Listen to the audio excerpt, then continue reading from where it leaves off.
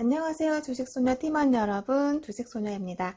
오늘부터 구독자 여러분들을 주식소녀 팀원이라고 이름을 붙여봤어요.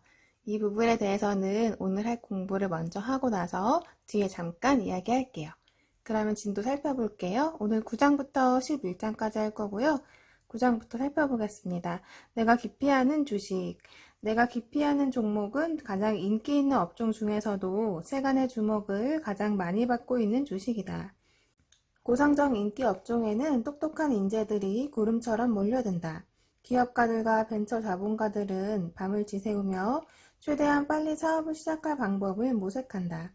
행여나 기막힌 아이디어가 있더라도 특허나 틈새로 무장할 방법이 없다면 시장에서 성과를 보이자마자 모방자들이 덤빌 것이다. 내가 기피하는 또 다른 종목은 제2의 IBM, 제2의 맥도날드, 제2의 인텔, 제2의 디즈니라며 성가시계 주변에서 추천하는 것들이다. 내 경험에 비추어 볼 때 제2의 아무개는 결코 아무개가 되는 법이 없다. 실제로 누군가 어떤 주식을 제2의 아무개라고 추천하면 모방 종목뿐 아니라 이 종목이 모방하려 한 원래 종목마저 이미 전성기는 지난 경우가 많다. 어떤 컴퓨터 회사를 제2의 IBM이라고 부른다면 사람들은 이미 IBM의 앞날을 그다지 희망적으로 바라보지 않음을 의미한다. 실제로 IBM의 현실이 그렇다. 오늘날 대부분의 컴퓨터 회사는 제2의 IBM이 되지 않으려고 노력한다. 그래야 앞날이 밝기 때문이다. 사업 다각화 기업을 피하라. 수익성 높은 기업은 자사주 매입이나 배당금 인상 대신 터무니없는 기업을 인수하며 돈을 날리는 일이 많다. 사업 다각화를 넘어 사업 다학화를 작정한 기업은 가격이 턱없이 비싸고 사업을 전혀 이해할 수 없는 기업 매물을 찾는다. 1960년대는 사업 다학화가 가장 활발히 진행된 시기였다. 이름 있는 회사치고 1960년대에 다학화하지 않은 회사를 찾기 힘들 정도다. 당시 미국 기업들은 한 해에만 300여 개의 기업을 인수했다. 이 위대한 인수의 시대가 1973년부터 1974년까지 이어진 시장 붕괴로 막을 내리자 월스트리트 사람들은 총명함을 자랑하는 최고의 인재들도 기대만큼 재주가 있는 것은 아니라는 것을 깨달았다. 또한 아무리 유능한 경영진이라고 해도 두꺼비를 인수해 모두 왕자로 바꿀 수는 없다는 사실도 확인했다. 소문줄을 조심하라. 이 종목에 투자하는 사람들은 회사가 올린 이익을 확인하느라 수고할 필요가 없다. 대개 이익이 전혀 없기 때문이다. 회사가 실질적인 실적을 보여줄 때까지 주식 매수를 미뤄야 한다. 수익이 나올 때까지 기다려라. 사람들의 마음을 사로잡는 종목의 경우 투자자들은 기업 공개 시점에 사지 않으면 놓칠 것 같은 심리적인 압박에 시달리기도 한다. 신생 기업들은 확인할 사업 실적이 거의 없기 때문에 이런 기업 공개에 참여하면 매우 위험하다. 내가 투자한 신생 기업 중에는 한동안 성과가 좋은 경우도 있었지만 4건 중 3건은 장기적으로 보았을 때 성과가 실망스러웠다. 모기업에서 분사한 회사나 실제로 실적이 있는 신생 기업의 기업 공개에 참여했을 때 나는 더 좋은 실적을 올릴 수 있었다. 토이저러스, 에이전스 렌터카, 세이프티 클린 등이 그러한 예이다. 이 회사들은 이미 기반이 확립되어 있었기 때문에 관심 있는 투자자라면 누구나 포드, 코카콜라와 같은 방식으로 조사할 수 있었다. 고객에게 휘둘리는 회사를 조심하라. 제품 중 25에서 50%를 한 기업 고객에게만 판매하는 회사는 안정성이 떨어진다. 고객 하나를 잃었을 때 파국을 맞이할 수 있는 공급업체라면 나는 투자를 제고하겠다. 거대한 규모의 기업 고객은 엄청난 힘을 행사하여 가격을 인하하거나 자신들에게만 유리한 조건을 내세운다. 이 경우 공급업체의 이익은 줄어들게 되므로 이러한 회사에 투자하면 좋은 실적을 얻기 힘들다. 10장 이익이 가장 중요하다.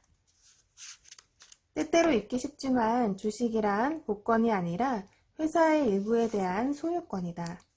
어느 차트에서든 이익선과 주가선은 나란히 움직인다. 주가선이 이익선에서 벗어나더라도 곧 다시 이익선으로 돌아오는 것을 볼 수 있다. 기업이 무엇을 어떻게 하든 결국 주식의 운명을 결정하는 것은 이익이다. 이익성과 마찬가지로 주가 수익 비율도 회사의 수익 잠재력에 대비하여 주가의 적절성이나 과대평가 또는 과소평가 여부를 판단하는 데 유용한 척도다. 저성장주는 주가 수익 비율이 가장 낮은 수준에 분포하고 고성장주의 주가 수익 비율은 반대로 가장 높은 수준에서 찾아볼 수 있다. 경기순환주는 그 사이에서 오락가락한다. 주가 수익 비율에 너무 빠지는 것은 어리석은 일이지만 결코 무시해서는 안 된다. 주가 수익 비율과 관련하여 꼭 한 가지 기억할 것이 있다면 주가 수익 비율이 지나치게 높은 종목을 피해야 한다는 점이다. 주가 수익 비율이 높은 기업이 높은 주가를 지탱하려면 아주 높은 이익 증가율을 유지해야 한다. 맥도날드는 1972년에 주가가 75달러가 되면서 주가 수익 비율 또한 50으로 뛰어올랐다. 아무리 견실한 기업인 맥도날드도 이러한 기대를 충족시킬 방도가 없었다. 결국 주가가 75달러에서 25달러로 내려가면서 주가 수익 비율도 훨씬 현실적인 수준인 13으로 떨어졌다. 맥도날드 회사에 경영상 문제가 있었던 것은 전혀 아니다. 단지 1972년에 75달러로 과대평가되었던 것이 문제였다. 기업의 주가 수익 비율은 단독으로 존재하지 않는다. 주식시장에도 자체적으로 집단적인 주가 수익 비율이 존재하는데 이 수치는 시장의 전반적인 과대 또는 과소평가 여부를 판단하기에 좋은 지표다. 나는 이미 시장을 무시하라고 충고한 바 있다. 그런데 일부 종목이 이익에 비해 과대평가된 가격으로 거래되면 다른 종목의 가격 또한 대부분 이익에 비해 부풀려져서 거래되는 경향이 있다. 1973년과 1974년 사이, 그리고 1987년 시장이 폭락하기 전에 바로 이러한 현상이 나타났다. 1982년부터 1987년까지 최근 5년 동안 이어진 강세장에서 시장 전체의 주가 수익 비율은 8에서 16으로 서서히 올라갔다. 이는 투자자들이 똑같은 기업 이익에 대해서 1987년에는 1982년의 가격보다 2배를 지불했다는 뜻이 된다. 당시 투자자들은 이러한 현상을 대부분의 주식이 과대평가되었음을 나타내는 경고로 받아들였어야 했다. 11장 2분 연습. 다음 단계는 회사가 지속적인 번영과 성장을 가속화하기 위해 어떤 일을 하고 현 상황에 비추어 전망을 어떻게 기대할 수 있을지를 최대한 파악하는 작업이 필요하다. 이것이 바로 스토리 파악이다. 한 회사의 이익이 계속 증가하려면 무엇인가 역동적인 움직임이 일어나야 한다. 투자자 스스로 회사나 업종에 대해 강점을 보유하고 있다면 직접 자세한 스토리를 만들어낼 수도 있다. 나는 주식을 매수하기 전에 이 주식에 흥미를 느끼는 이유, 이 회사가 성공하기 위해 필요한 요건, 장래에 예상되는 걸림돌 등에 대해 혼잣말하기를 좋아한다. 어린아이도 이해할 만큼 쉬운 말로 설명할 수 있다면 상황을 적절하게 파악하고 있는 셈이다. 스토리는 많이 알수록 좋다. 늘 있는 일은 아니지만 필요한 경우 나는 몇 시간 동안 공을 들여 이야기를 만들어내곤 했다. 네, 이렇게 해서 오늘 11장까지 진도 다 나갔고요. 오늘 살펴본 내용 중에서 페이지 270쪽 보면요. 피터 린치가 재미있는 제안을 하는데요. 내가 나 자신을 평가했을 때 나는 주식 유형들 중에 어느 유형에 속하는지 나의 가치를 매겨보라고 하고 있어요. 예를 들어 급여가 낮고 급여 인상폭도 적은 안전한 직업에 종사하는 사람들은 저성장주에 속하는데 직업으로는 도서관 사서, 교사, 경찰 등의 직종이라고 하고 있고요. 기업의 중간 관리자처럼 급여가 높으면서 정기적으로 인상되는 사람은 대형 우량주에 속하고 기업으로 비유하면 코카콜라에 해당된다고 해요. 농부, 휴양지 시설의 종업원, 여름 캠프 운영자 등 단기간에 집중적으로 돈을 버는 사람은 경기 순환주에 해당되고요. 또 작가나 배우는 경기 순환주지만 재산이 갑자기 크게 늘어날 가능성이 있기 때문에 잠재적 고성장주에 해당된다고 표현하고 있어요. 건달, 대지주 등 가족 재산으로 생활하면서 특별한 직업에 종사하지 않는 사람들은 자산주에 속한다고 하고요. 또 불량배, 불황자, 빈털터리, 파산자, 해고 노동자, 실업자 등은 노동할 체력과 의지가 남아있는 한 잠재적 회생주라고 하고 있어요. 피터 린치 유머 감각이 너무 재밌네요. 너무 사랑스러운 분이죠. 또 배우, 발명가, 부동산 개발업자, 소기업 경영자, 운동선수, 음악가 등은 모두 잠재적 고성장주라고 하고 있고요. 해리슨 포드는 뜨내기 목소리 일하던 시절이 있었는데 스타워즈에 출연해서 스타가 되었다는 이야기도 하고 있어요. 저는 어떤 쪽일까 생각해 봤는데요. 잠재적 고성장주가 되겠다고 생각했답니다. 우리 주식소녀 팀원분들도 한번 생각해 보시면 재밌을 것 같아요. 영상 처음에 했던 이야기 이어서 하면요. 제가 처음 주식 공부 시작했을 때 정말 원하던 거 한 가지가 있었는데요. 바로 같이 공부하는 친구가 딱 한 명만 있었으면 좋겠다 하는 거였어요. 같이 공부하면서 이런저런 이야기도 하고 또 같이 성장할 수 있는 친구요. 어느 날 제가 나 이런 종목 찾았는데 어때? 라고 하면 이건 이래서 좋고 저건 저래서 내 생각은 이래 이렇게 같이 토의할 수 있는 친구요. 도움이 되는 책이 있거나 자료가 있으면 같이 공유도 하고 그런 친구가 정말 있었으면 하고 바랬었거든요. 근데 그런 친구 찾기가 정말 쉽지가 않더라고요. 사실 지금도 계속 찾고 있는 중이랍니다. 제가 성장하는 과정을 올리고 있는 이 주식소녀 채널이 시작한 지가 엊그제 같은데 벌써 많은 분들이 함께 해주시고 계셔서 정말 신기하기도 하고 좋기도 하고 그래요.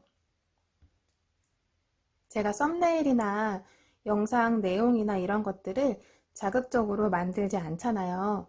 정말 진지하게 공부하시는 분들과 함께 하고 싶어서 그런 것도 있거든요.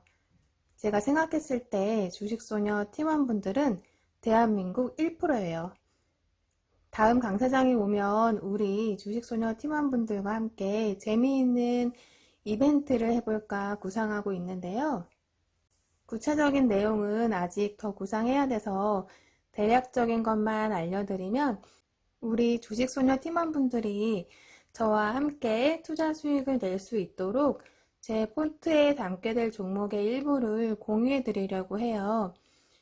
그래서 수익이 나신 분들에 한해서 그 중에서도 자발적으로 기부해 주시는 분들의 금액을 모아서 도움이 필요한 곳에 기부를 하고 싶거든요. 자세한 구상이 끝나고 또 강세장이 올 때쯤 되면 적절한 시점에 영상으로 공유할게요. 제가 공부를 더 열심히 해야겠다는 생각이 드네요. 그리고 감사하게도 그동안 주식소녀를 후원해 주시고 싶으시다는 분들이 계셨어요. 제가 영상 설명란에 메일 주소는 남겨드릴게요.